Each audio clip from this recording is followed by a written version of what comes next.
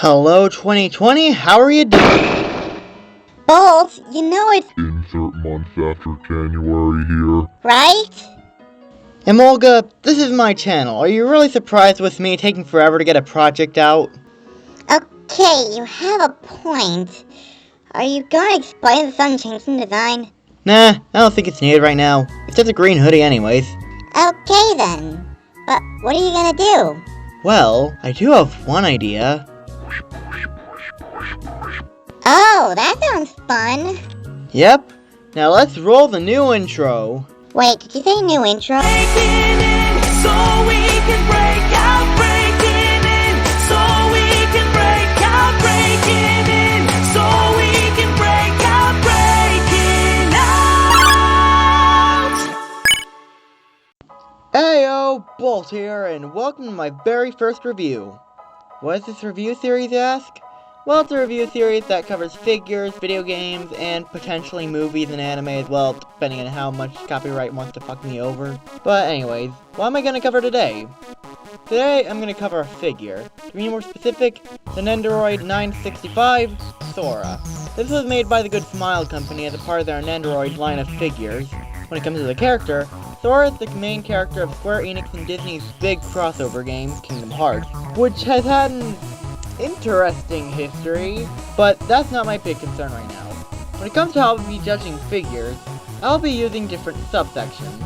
Judging the box, articulation, sculpt and paint job, accessories, and finally I'll go over my verdict, which both determines how good the figure is and if it's worth the price. Now without further ado, let's burn through this! So let's start with the box. The box is very collector friendly, being able to be opened by just cutting a piece of tape on top, and being able to take the figure outside. When it comes to the aesthetic, it's very smooth, as well as showing a lot of the poses you can put the figure in.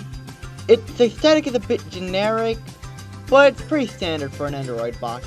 When it comes to figure boxes in general, it's pretty good stuff.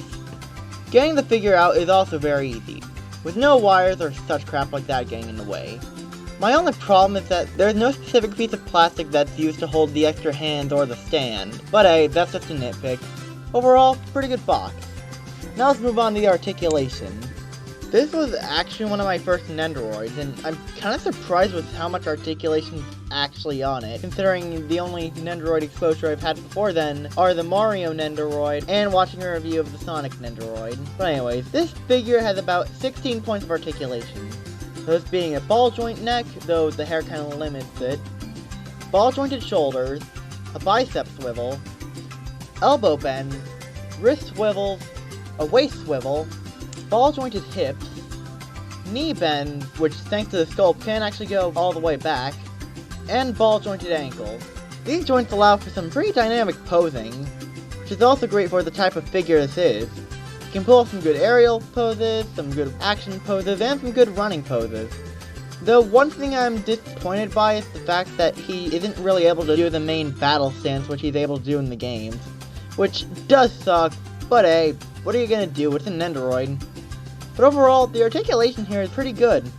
Now let's move on to the sculpt and paint job. When it comes to the sculpt and paint job, holy crap, this is some good work. Nendoroids usually go for a more chibi look, which goes especially well with designs like this. Being based on its Kingdom Hearts 1 design, it has all the necessary details with some minor changes. His jacket is really well detailed. Heck, they even pin in the small lines, which I didn't really expect. The necklace is just one piece, which considering the art style they're going for, does work aesthetically, even if it kinda looks like a strange dipper. One thing I find smart was using the belt to cover the waist joint. It helps cover up some parts where the articulation would have hindered the sculpt, and I really like that.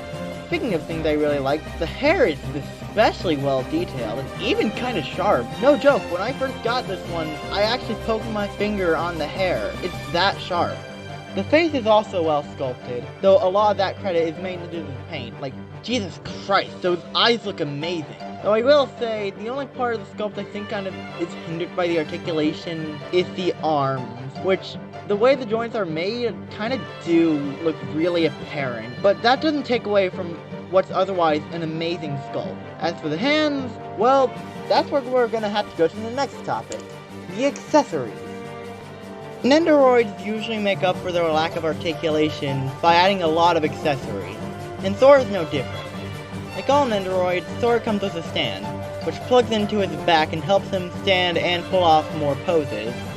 As I mentioned earlier, he comes with 3 faces: a serious face, a closed-eyed face, and a goofy grin, which can be changed by pulling out the front of his hair, and then pulling out the face, and putting in the new one, and putting back the hair. Simple as that. He also has a set of 4 hands, which you can switch off as simply as taking off the current hands and then popping the new ones in. He has 2 open hands, and 2 right hands that are used for holding the Keyblade, which are positioned in different angles, helping you pull off more poses with said Keyblades. Speaking of which, he actually comes with 2 Keyblades. His main Keyblade, the Kingdom Key, which aside from lacking the blue spot under the blade, looks great, and the Pumpkinhead Keyblade, which you get in the original game after beating Oogie's Manor. Here.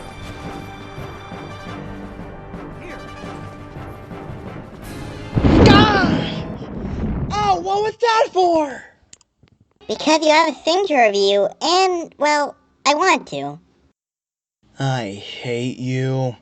But, yeah, the Pumpkinhead looks great too.